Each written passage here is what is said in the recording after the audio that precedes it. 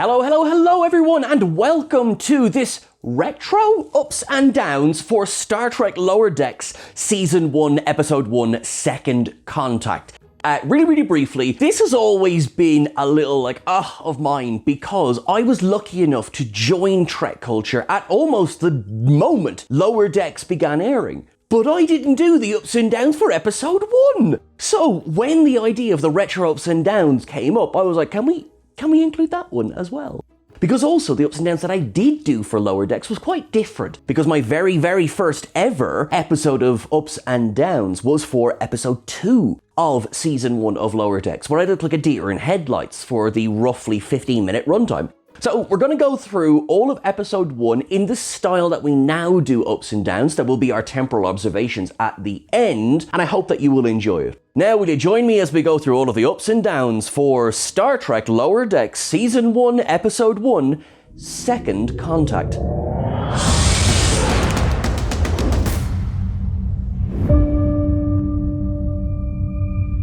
I remember vividly when the first poster image of the Cerritos and our crew came out. I remember, like many people, being a bit like, okay, let's keep the old mind open here. And then we got the trailer. The trailer consisted of a bit of footage from this episode, obviously. And I know the moment that we saw Douglas Station in that Space Dock 1 style, I was like, I think I'm going to enjoy this show. So the first up for this episode goes to Douglas Station. The Cerritos is parked inside. They're just finishing up on a little bit of shore leave before they go on their mission to the Galardorians, where they're going to be doing Second Contact. We find out about this as some shuttles fly by this beautiful California-class ship as Ensign Bradward Boimler is making his log. Jack Quaid, take an up. From the jump, Boimler was hilarious. I really like this character, and as we go through all of Lower Decks, right through to the 5 seasons, Boimler just brings warmth and silliness and neuroses to a new level. He is parked away in a little equipment storage locker where there's a few nice Easter eggs in there for those of us who... We did an awful lot of freeze framing as we were going through this show. An awful lot of freeze framing. So some of which I'm going to leave to the temporal observations, of course. We've got things like pattern enhancers in there. We've got those kind of away kits, those medical cylinders. It's good fun. He's sitting there making his log on a pad and the door opens. Enter Ensign Beckett Mariner. Take an up, Tawny Newsome. We had not seen a character like this before on Star Trek.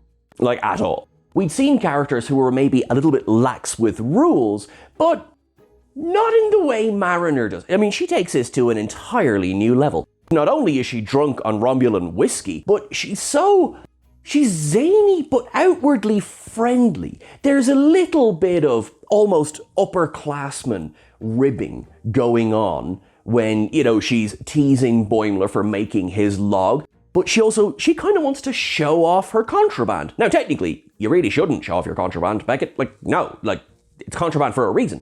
But at the same time, it's so much fun. You've got Batleths in there. You've got Saurian brandy in there. And then very suddenly, you've got Batleths in Boimler's leg. I remember some of the reactions at the time to Boimler's leg getting chopped open, and people saying, oh, I don't know if this is now the Star Trek for me, because creator Mike McMahon, he's come over from Rick and Morty, and maybe that type of, comedy doesn't work here. And I'm not going to lie to you, I get it. This was very different for Star Trek. I personally found it flipping hilarious.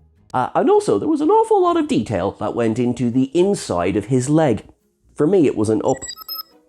The opening credits for Star Trek Lower Decks became a running joke as the show went on. But I want to give an up to Chris Westlake for his theme for Lower Decks, which pays homage in the opening bars to the animated series theme tune that played on the original, animated series.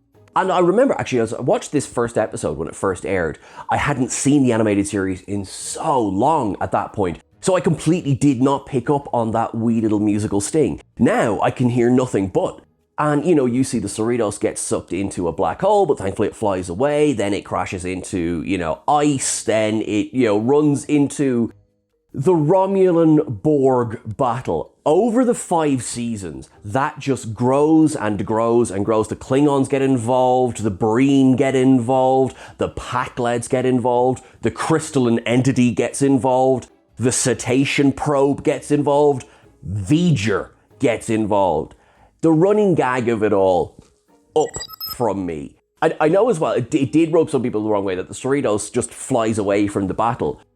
I do get that, because it is quite like, oh, that's not really what Starfleet would do. But also, the Cerritos would last about 4 seconds in a battle with the Borg. I think they did the right thing. These opening credits are very much what we now understand so well about creator Mike McMahon. Some of the context for him is that, yes, he had worked on Rick and Morty. He has since done Solar Opposites as well. But in the fallow period of Star Trek, he did a comedy thread of Star Trek The Next Generation Season 8 on Twitter. That informed so much of what Lower Decks would go on to be, that type of humour. We've been very, very lucky to chat to Mike a couple of times on the channel. He is pretty much as fun as you would hope him to be for creating a show like this. There was a funny story, actually. I bumped into him at the recent convention in Vegas, and as I walked up, he went, "No, Sean, no more downs, no more downs." So Mike, no problem at all. Our trilithium, no, he's a good dude. He's a good dude, is Mike. We leave Boimler and Mariner for a moment. We now join our next character, Divana Tendi, who is an Orion ensign who is just arriving on the Cerritos on one of the shuttles. Now, of course, the shuttles on the California class are all named after national parks. In California, you have Yosemite, you've got Joshua Tree. One of those I've been to, and it's very warm. Good God, it's warm in that state. As she's stepping off this shuttle, it's sort of a feast for the eyes, and a recurring theme of Lower Decks is how much returning Star Trek fans would get from this. You have Benzites on this shuttle, you have Andorians, you have ensigns wearing the visor that Geordie LaForge made famous. There's so many sight gags for people who've watched Star Trek for years, but this story works even if you're not as familiar with Trek. So what is my up in this scene? The introduction of Tendi, played by Noelle Wells, she's just like bouncing with joy as she enters the ship. And I, as a viewer, am bouncing with joy seeing all of these fun gags laid out in front of me. The officer who is receiving her just says, "Keep it moving, Lower Decks." Straight away, you can see that there's the separation in the hierarchy there. Before we go forward, I'm going to go back slightly, because as Boimler was doing his log in the cold open, we got a pan through some of the ship. We got a shot of the bridge crew. We have Captain Freeman, Commander Ransom, Dr. T'Ana, who is a Cation, returning from the animated series as well. Shax, who is our Chief Tactical Officer, who is roughly the size of a bear. And that shot of the bridge. But we'll come back to the bridge. We will, because we like the bridge. We'll come back to the bridge. Tendi reports to Boimler because he has been assigned as her orientation officer. He is currently trying to fix a replicator that is shooting hot bananas out everyone. That is a joke that would return in another Star Trek show. She is so excited to be speaking with someone who's on the command program. He is less excited when Mariner steps in and says, "I'll give you the tour. You don't want the official one. Let me give you my tour." And Boimler goes, "But you don't like giving tours." And she's like, "Yeah, but I also have a whole storage unit full of contraband that I need to deal with." I'll give Mariner this. She's consistent. Straight away, we understand these three characters. Tendi is the bright-eyed newcomer. Boimler is the, ramrod straight, want to get this right, command path officer. And Mariner is the been there, done there, seen that officer as well. We do get a little reference just here in the beginning that maybe she's done other things with her career, but here's where she is now. She's the cool one. They're going through the ship and they stop in front of a Master Systems display kind of map, and we get a lovely kind of breakdown of what the Cerritos is made up of. We see the bridge there. There's a lot of quarters on that saucer section. Toward the back of the saucer section, we see some Type 8 shuttlecraft that we first saw in Voyager, some more of those Argo buggies that were introduced in Star Trek Nemesis, And then if you look at the module between the nacelles, you can see that gorgeous warp core that Boimler keeps going on about. They're located in one of the struts. Because they're nowhere near the cool bits of the ship, this is their lot in life. Up. I like it. It's establishing straight away the hierarchy of the ship. And then we meet Rutherford. Eugene Cordero as Ensign Samantha Rutherford take an up. It's funny going back now and watching this first episode with what we subsequently learn about these characters, because here it's established that Rutherford has only had his Vulcan implant, thus making him a cyborg, for a few weeks. That's something that I will have to discuss in the temporal observations, because that introduces a couple of questions about timelines, especially with a line dropped later on in the episode. It's established quickly that he is going on a date with Ensign Barnes, who we will learn is a trill more sight gags for us all. But he can't be nervous about it until Mariner upgrades his implant, and then suddenly he's very nervous about it, and he doesn't know if his jokes are funny, he doesn't know any jokes, what's he going to do? Which he's happy about. Listen, everyone's happy, and I'm happy for them. The tour of the ship concludes, or no, it doesn't conclude, but it reveals that they sleep in a corridor. Even Boimler says that that's a bit of a disappointment. Because, they've seen all these gorgeous things in the rest of the ship, and they sleep in a hallway. We do, however, get introduced to Taken Up, Towel Guy. Fun fact, I was going to present this ups and downs in just a towel, but Chris said absolutely not. So there we are. While Mariner is being very glib about several of the rooms that Boimler wants to show off. For example, that's where the pattern buffers get analysed. Yeah, she's no time for that. They're discussing things like Towel Guy, and Boimler says, sometimes the bathrooms can get musty, which is odd because we only have sonic showers. Up from me. We get a reference to a very important nurse named after a very important composer. Nurse Westlake is someone that Tendi will have to report to. But before then, Mariner says, let's go to the holodeck. And I am so excited because we get our first mention of cetacean operations in Star Trek Lower Decks. Taken up, and I think you might understand why that's always an up from me. On the holodeck, the first thing that Mariner does is show Tendi a beach covered in sand. Tendi's fascinated, she's never seen sand before. Boimler's worried because sand always gives him a rash. Doesn't it give you a rash? No, Boimler, no it doesn't. It doesn't give anyone a rash. And he's like, oh, it always gives me a rash. Tendi then shows them a beautiful place on Orion that she never got to visit before she took up her post in Starfleet, and Boimler shows them his favourite place, the warp core. Look, it's a nice warp core, I'm not going to argue with that. Boimler then has to leave, so Mariner updates the program once again to all naked Olympic training room, and Tendi goes really quiet and says, oh wow, this program is really detailed. Up. Separate of this, you've got the senior staff. They are down on Galadornian Prime, where they have just completed a successful second contact. There's still a few more bits to do, but as Ransom is congratulating them on being able to have proper contact with the Federation, he gets bit by a little mosquito, wouldn't worry about it. So they beam back up to the ship, and Ransom is delighted with himself, and he fist bumps with Stevens, who we will go on to learn has a dangerous obsession with Ransom. Up for their broship. Boimler is summoned to the bridge, and as he steps on, we get that nice pan of that new, it's quite a blocky style bridge, but I think it really works. You've got the captain's chair, the first officer's chair, and the chair that is most often filled by Dr. T'Ana in a row, fixing what I think was the only little niggle about Voyager's bridge, that it was just the two chairs. You know, it's not like you've got the Horseshoe and the Enterprise D, where you've got captain's chair and then two kind of either side, whereas Voyager, you had two side by side. There wasn't really a captain's chair, so to speak. It was just the one that Janeway chose to sit in. But this one, you've got three, they're pretty even Stevens, and I like it. I like it a lot. You've got those con and ops positions, which are very reminiscent of the Enterprise D, and even Shax's station seems to be, you can see the influence there. But Boimler, who is so nervous, and his smile as he's standing beside Ransom as Freeman approaches, is an up because it's a smile of fear as opposed to a smile of joy.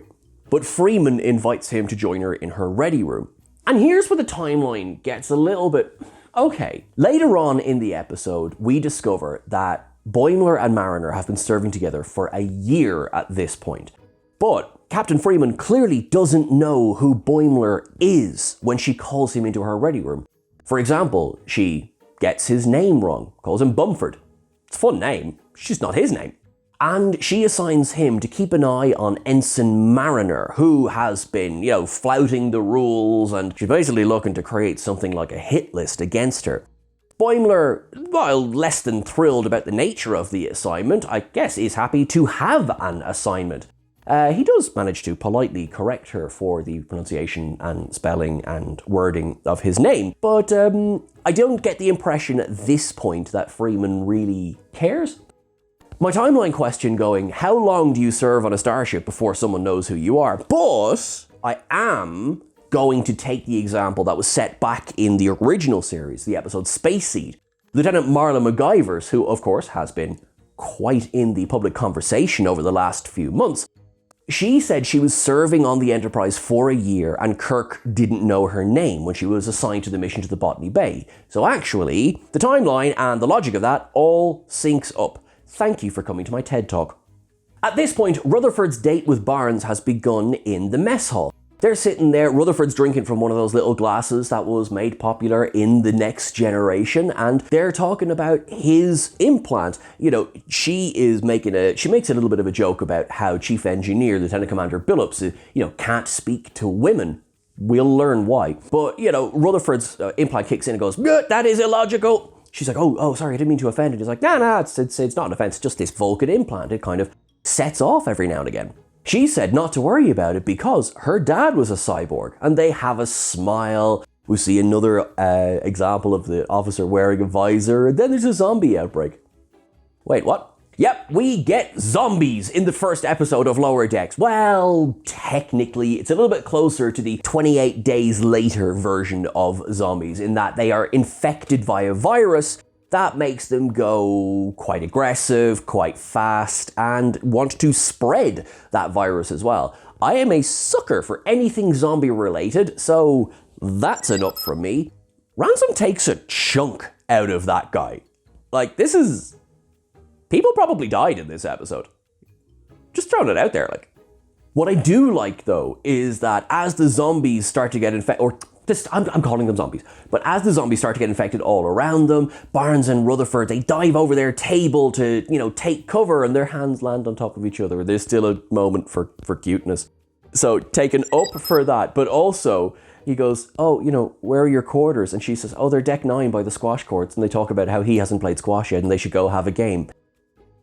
Up for this kind of nonsense while all of this is going on around them. This feels like Star Trek to me.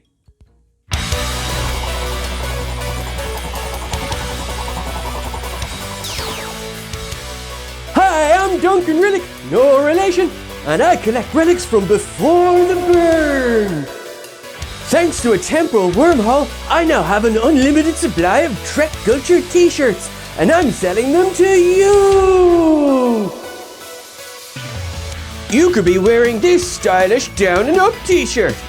Or, how about this fish watching design? Bright yellow on black, the colors I'd use in thumbnails, I tell you that for nothing. I plan to take these designs and transfer them via quantum duplication onto hats, mugs, and posters. So look out for those. Ah!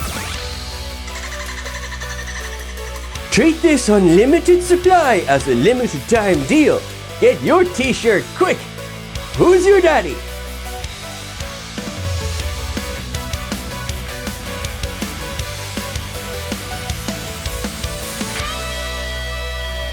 I tell you that Duncan Rillick, he's some man for one man.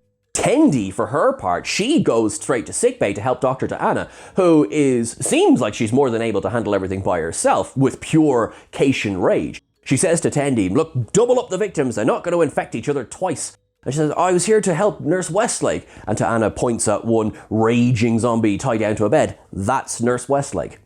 All right then. So down on the planet, you've got Boimler and Mariner. And, you're like, well, why aren't they back up on the ship? Well, there's things to be doing down there. By things, I mean that Mariner is giving farm equipment to some local Galadornian farmers. However, Boimler doesn't realize that yet. Remember, he's on a mission to keep an eye out for any wrongdoing or for any, playing fast and loose with the rules, which Mariner technically is doing, but certainly seems to be doing a lot worse. He thinks she's selling weapons to the Galardonians, so he pulls a phaser. The Galardonian says, "Don't shoot, you'll spoil the milk." To which they're like, "What are you talking about?" Now, while Mariner does reveal that, no, she's giving farm equipment, they're both slightly distracted by the huge spider-like creature that bursts out of a cage behind them. Bugger. They quickly try and find a way to hide from this creature, and here we get a little bit of a backstory for Mariner. She says that she has served on 5 ships. For example, she was part of the first contact mission with the Galadonians a year before on the Quito. But she was demoted from that ship and assigned to the Cerritos. She talks about some other missions she's been part of. She was once trapped in a sentient cave where she was almost decapitated by a singing crystal. She was once locked up in a Klingon prison with a Yeti who wanted to fight her for her shoes. He didn't even need the shoes, he was just being a dick. Up. Like what? She is quick to also point out that she is fully aware of Starfleet regulations. She quotes General Order 5 when Boimler's like, "We should shoot that thing." She comes up with a better idea. She has them both stripped down, and Boimler just goes, "Oh, Mariner." Up. But she has them both stripped down so that their uniforms can become decoys while they wait up in a tree. The spider cow seems to like Boimler's uniform quite a bit. Quite a lot more, in fact. Mariner jumps down onto its back and attempts to corral it as one would a wild stallion or, perhaps a steer of some kind. You'll note that I have no experience with any of this. Please do not leave me in charge of corralling anything. I can't corral my shoes, let alone anything else. And she encourages Boimler to come down, but he manages to land in the spider cow's mouth. He quite understandably starts to freak out, wouldn't you? If a big spider cow starts eating you? In fairness now, Mariner is worried at this point, but the farmers return and they say, "Oh no, don't worry, she's a herbivore. Yeah, no, she's just gonna gum on him for a little while, suck out the moisture." Mariner's like, oh, Boimler, it's fine, just enjoy this. It's fine, just have a nice time. Welcome to Lower Decks, everyone. This is very Lower Decks. Up on the ship, Barnes and Rutherford seem to be the only two who are going to be able to save this thing. They get into their EV suits and they decide to go for a walk across the hull because all the corridors are filled with these zombies. And as they're walking, Rutherford goes, "So what kind of music are you into?" Barnes says, "I like this really classical band called The Monkees. Have you heard of them?" And Rutherford just goes, "Oh, let me just say, I'm a believer." Up. I love that as they, do a spacewalk up past a window and you see Shax just grabbing and throwing zombies everywhere. It's so, up. There's Shax's character in a nutshell. They get back inside, and unfortunately they find that the corridor is overrun by zombies. So they run up to a door which refuses to open, they override it, they get through, and the door closes. And in the heat of the moment, Barnes plants a kiss on Rutherford's face, and he's like, "We've got to figure out why this door wouldn't activate during red alert." And Barnes is like, "Sorry, what?" He's like, yeah, this is fascinating. This is really important right now. And she's like, "Oh, I misjudged." Yeah, she walks. I'm not going to say I blame her. Down in sickbay, they have no anesthetic, so Tendi is left holding Stephen's heart, pumping it with her hands. No anesthetic. Also, welcome to Lower Decks. Thankfully, Boimler's okay after his ordeal with the spider cow. The only thing he's mildly worried about is his bones. Where does Bones go? This is when we get the line that basically confirms they've been serving together for a year. So now we know they've at least been on the ship for a year, Tendy's brand new, and Rutherford is at least relatively new. Boimler is covered in the goo of the spider cow, and as they beam back up to the ship and are quite surprised by what they find, T'Ana is quick to realize that that goo can neutralize the virus that's causing all of this zombie outbreak. So she makes sure everyone knows that it's so important that we get that goo to sickbay. And, Captain Freeman goes, "Why, is Boimler important?" He says, "No, he's worthless. It's the goo that's really important." And Boimler's like, oh. So Shax recommends detonating the warp core. Because Shax. They fight their way to sickbay, they manage to replicate the antivirus, and they manage to inject it into Ransom. He comes around, they spray the rest of the ship with the solution. Happy days. Ransom goes, "Did I eat human flesh?" Tendi goes, "Oh, only a little." "How much did I eat?" There's pan through the ship and there's one shot that I love. There's a Vulcan officer and the goo that settles on his face has to be a nod to Mirror Universe Spock and his wee little beard. I love it. I love it. Tendy's so excited because, you know, everyone's tired. It's been a day, but she got to hold a heart. Up. There's so many ups in this episode. You're like, Sean, is there any downs? I have one down. I do. Down. Just the way the lower deckers are completely shunted to the side. In Freeman's log, she says, thanks solely to the efforts of Dr. T'Ana being able to synthesize a cure. Ah, come on now. You might have at least given Boimler a bit of a name drop in there. But, as I've said a couple of times, welcome to Lower Decks. Freeman interviews Boimler as kind of, you know, you came back up wearing an alien frock covered in goo. Surely something went wrong. But he covers for Mariner. He says that she did a great job and he is dismissed. And Freeman speaks to Admiral Freeman. And then we get the revelation, of course, that they are the parents of Beckett Mariner. Freeman is at her wit's end. She is ready to transfer Mariner off. She said, listen, you know, Freeman, you promised as well that, you know, if it didn't work out, you would reassign her. And he says, gotta go, Admiral stuff. Up. Rutherford is recounting his disastrous date to Tendi, where he says that no, they're not going to see each other again because, you know, she had zero interest that a red alert overrode the access hatch. And Tendy's like, are you kidding me? What do you mean she didn't care? And he's like, right? Up. Their friendship is one of my favorite parts of Star Trek Lower Decks. And there's enough little, like, you know, oh, will they, won't they's, without committing, like, without hanging their relationship on it becoming something more. And even when they do flirt with that, it's like, it's so like, no, they are platonic friends and it works perfectly. I love Tendi and Rutherford so much. And Mariner is delighted when she discovers that Boimler, in fact, covered for her. She's like, wait a minute, I had you all wrong. I thought that you were going to rat me out, but no, I'm going to be your mentor. This is how this is going to work. Boimler's like, please, for the love of God, don't. But no, she's all in. Okay, lower decks, lower decks. Up, we will hear that chant again.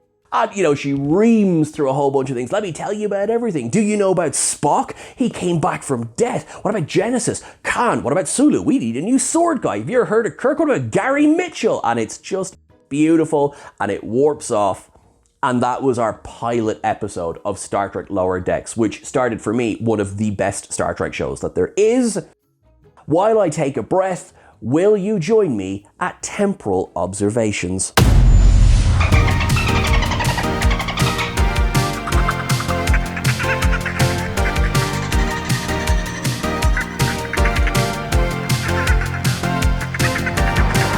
As always with Star Trek Lower Decks, the temporal observations are a little bit all over the place because there's so many Easter eggs in so many frames of this show that it gets a little bit ridiculous. So I'm going to do a little bit of a sort of a general one.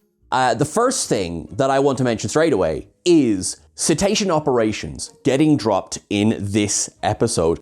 We would go on to be introduced to Matt and Kimmy, our beluga whales who are stationed aboard cetacean operations on board the Cerritos. And of course, we have our cetacean I'm so used to saying cetacean observations.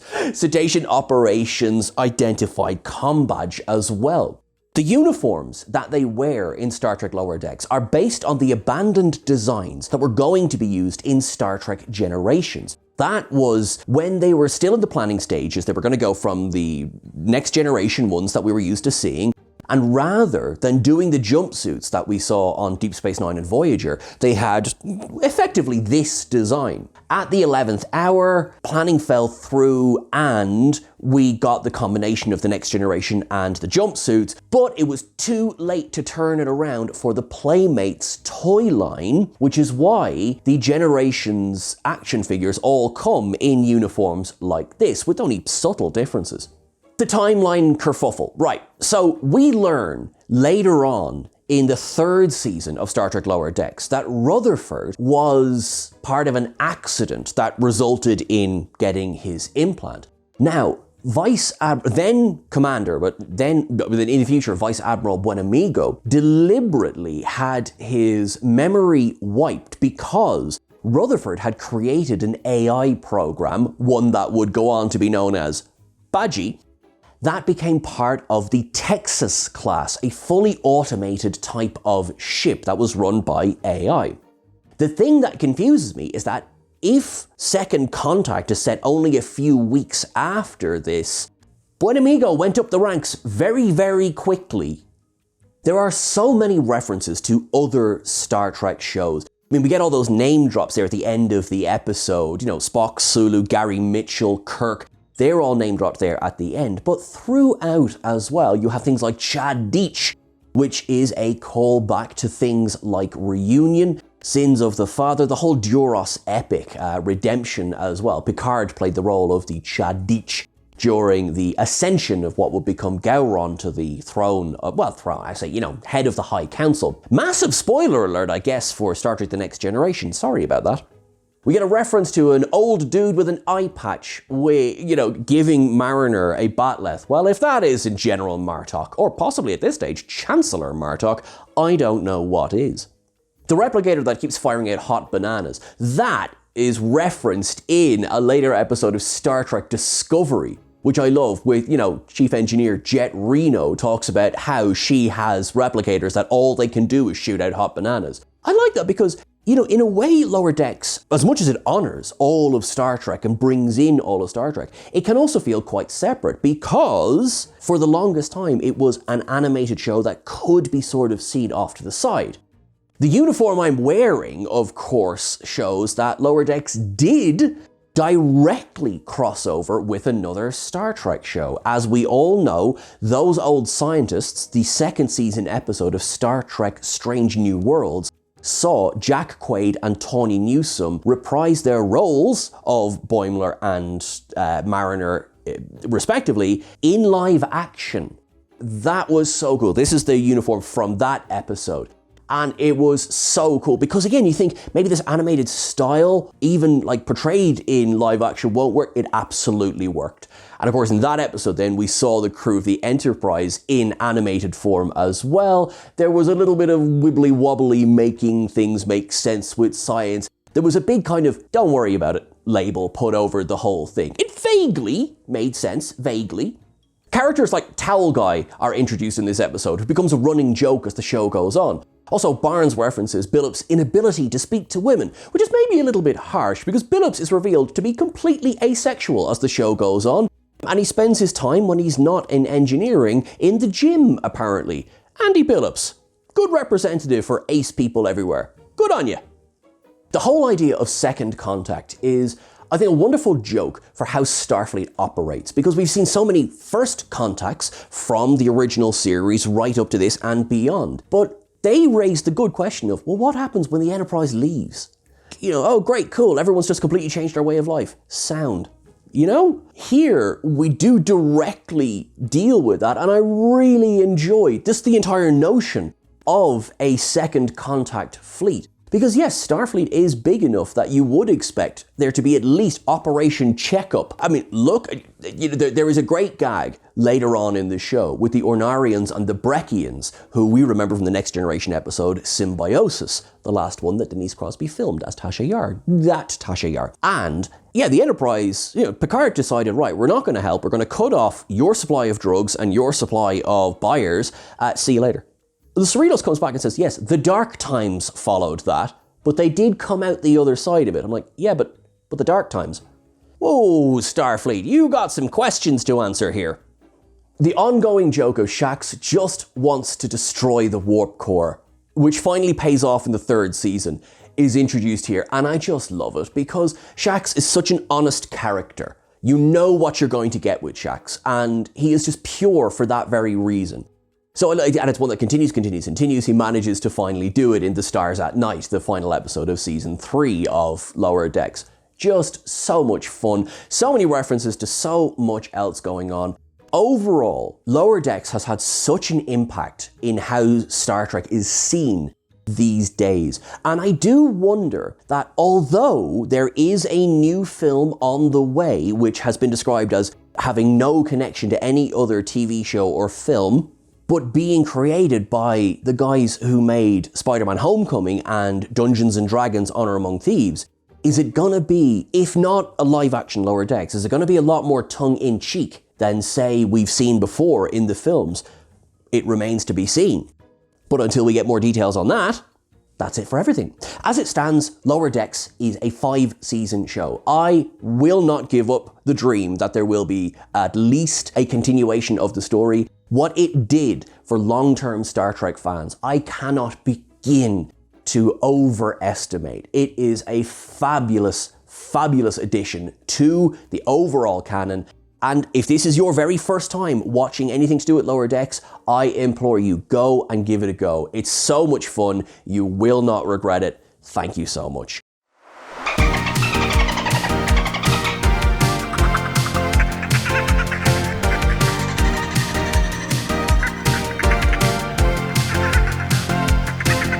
Folks, that is everything for our video this week. You have been wonderful. You have been awesome. Please make sure to follow us on the various socials. We're at TrekCulture or at TrekCultureYT on Instagram. Our wonderful editor is Eddie at e.t.r.u_.o.k on Instagram. There is myself. I am Sean Ferrick as well. I'm on the various socials.